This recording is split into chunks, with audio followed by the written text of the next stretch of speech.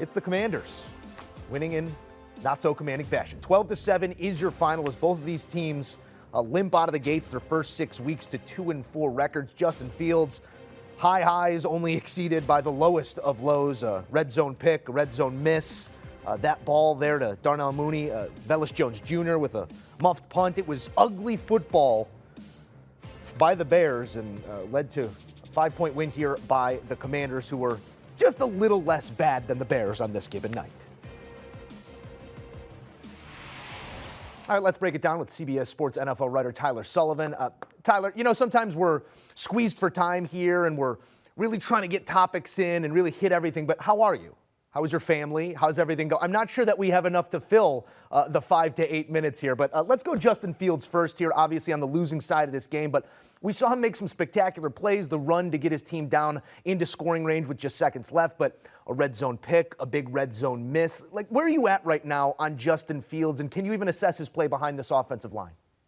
Well, that's part of it. It's hard to assess Justin Fields because of the offensive line and the offensive weapons around him. The Chicago Bears going into the season, I think one of the biggest things was that, do you actually believe in Justin Fields? Because it doesn't act like you're not acting like you are. You're not acting like you have a first-round franchise caliber quarterback on a rookie contract waiting in the wings for him to ascend, and you're not surrounding him with pieces to fully succeed. Obviously, the offensive line is a huge issue, one of the worst in the NFL. He was getting beat up in this game time in and time again. I thought he was going to be out for this game at one point. Going into halftime, it felt like for a second there, we might be seeing Trevor Siemian or something along those lines. That's how much he was under siege in this game. But going even beyond that, too, with the pass catchers. I mean, Darnell Mooney's a good player. Cole Kmet, a solid tight end. But there is no game breaker that he can look to in a critical situation like we just saw at the goal line to win the game. Yes, he went to Darnell Mooney. He kind of came down with it. The closest you can ever get to a touchdown without bringing it down. But for me, it's tough to assess Justin Fields because what does he have to really succeed? We see these other rookie quarterbacks have all of these weapons, whether you're Joe Burrow in Cincinnati, whether it's T. Higgins, Jamar Chase, go down the list of what they have, Justin Herbert in Los Angeles, even in New England with Mac Jones. Yes, there's no prime time weapon, but there is plenty of options there, whether it's in the backfield, the tight end spots, and the wide receiver room's pretty deep there. It's better than what Justin Fields has, and Justin Fields has shown you glimpses of his potential, certainly with his legs, but even on that touchdown pass to Pettis, you know that he has that in him. If he has higher caliber players around him, I think we have a much different football game than we did tonight. Yeah, you're seeing the frustration on the face of Justin Fields as well, having to play through some of this. 5 sacks, 12 QB hits here on Thursday Night Football as Week 6 is now underway. Let's find something nice to say about the winners here in a 12-7 final. I think the Washington Commanders do have a rushing attack, the feel-good story of the night, and getting some spell downs there as well. What'd you make of the running attack here by Washington in this game? Yeah, I mean, just overall, fantastic story for Brian Robinson to come back and score a touchdown. Obviously, he made his debut last week after missing the first 4 weeks under that, attempted robbery and just real tragedy where he was shot and was, had his pro career cut short or just stopped for a second coming out of the gates here as a rookie. Ultimately, great to see him. And it does feel like the offensive line was finding some cohesion towards the tail end of that game, which was allowing them to run. Even Antonio Gibson was ripping off some chunk plays there as well. So that's encouraging when you look at this overall offense for the Washington Commanders. But then again, you got to look at the quarterback spot, and Carson Wentz was not good in this game. Yes, he should have had a touchdown pass to Curtis Samuel that would have been a touchdown right before the half if Samuel didn't drop it. Certainly that's a miscue there, but ultimately he did not play well in this game. 12 of 22, he barely had 100 yards. He didn't have 100 yards passing, 99 yards passing. Again, the touchdown probably should have been caught by Curtis Samuel, but overall, they are not seeing high caliber quarterback play. I know we all got on Ron Rivera earlier this week for his comments made saying that the biggest issue for the Washington Commanders right now compared to the rest of the NFC East is quarterback, and rightfully so. You shouldn't call out your quarterback to the media.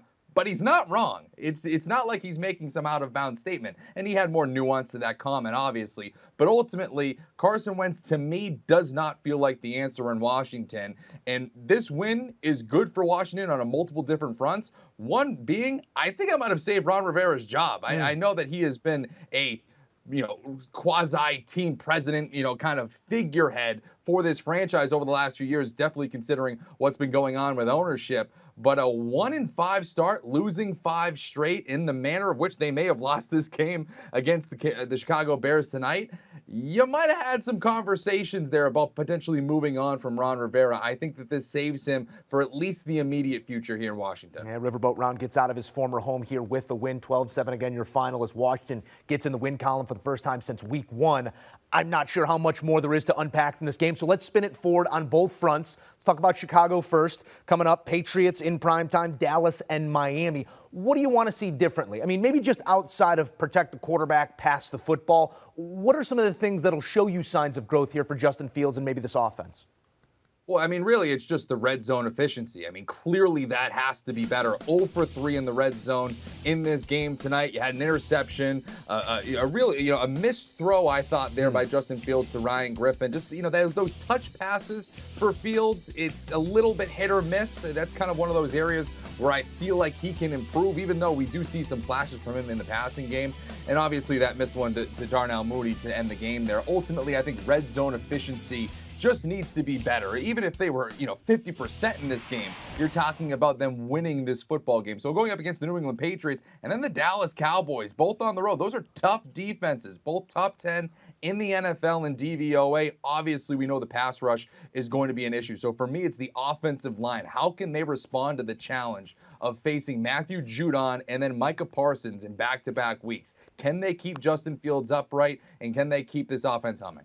The Commanders, meanwhile, they've been rolling out a lot of different offensive line sets, maybe found something here on Thursday Night Football. They get the long rest before taking on Green Bay, the Colts, and then Minnesota. That's the road ahead. You're sitting at 2-4 in a division that's really outperformed anyone's expectations, so I'm not sure we start looking at the divisional standings just yet, but what does constitute success here in the near term for Washington? Yeah, I don't think you look at the division at this point right now. Yes, you have Dallas and Philadelphia kind of cannibalizing each other this week, going head-to-head. But ultimately, you can't look at the other teams in the NFC East if you're the Washington Commanders. You haven't put yourself in a position to do that. Now 2-4 on the season. You got to figure yourself out, figure out your identity. Maybe it is that you're a running football team with this finally fixture of this offensive line. Now that Brian Robinson's back, you have J.D. McKissick, you have Antonio Gibson. Possibly that becomes your identity. I don't think you're going to win football games by putting the game in the hands of Carson Wentz. You might be able to do it if you give it to Brian Robinson and those guys in the backfield. So for me, that's something to kind of obviously watch over the next few weeks. But now you're talking about facing Aaron Rodgers next week. And as much as we kind of talk about this Packers offense not finding its rhythm, it's nothing to the level of what I think, Carson Wentz is dealing with Washington in the passing game here as well. So, that's going to be a tough challenge for them going up against them next week. And even the next few weeks, I know Matt Ryan in Indy isn't particularly, great right now, but they've shown some signs there, at least, that they might be able to get that offense going if Jonathan Taylor's healthy. And then you're talking about Kirk Cousins and that offense.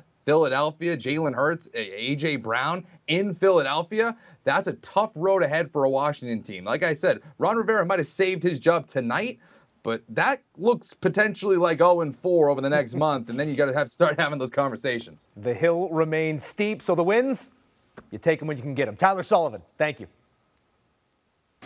Speaking of wins, it's what we do here on Sportsline. No matter the outcome, we're always cashing tickets.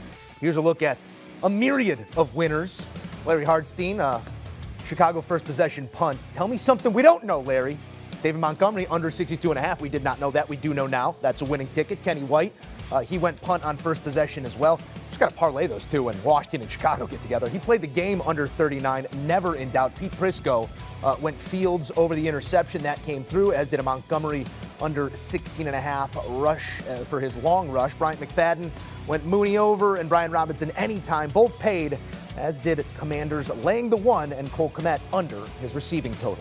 Do you want a sports network that delivers everything that matters about the game? The highlights, the picks, the instant analysis, no yelling, no fake debates, no politics. Hit the subscribe button and never miss a moment.